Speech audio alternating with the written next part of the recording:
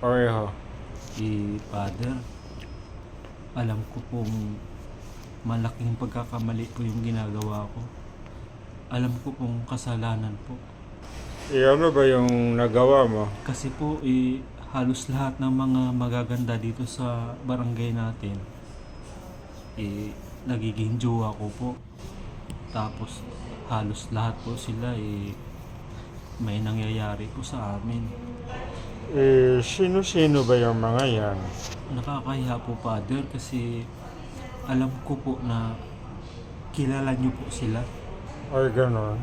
Kailangan mo sabihin sa akin. Ganito na lang, Father.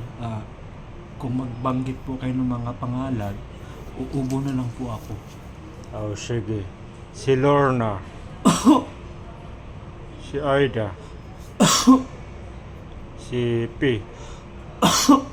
Ay, Diyos ko po, nilahat mo na nga. Meron pa pong isa, Father, na pinakamaganda sa kanilang lahat hindi po ako sinagot. Sino yun? Si Ivana po.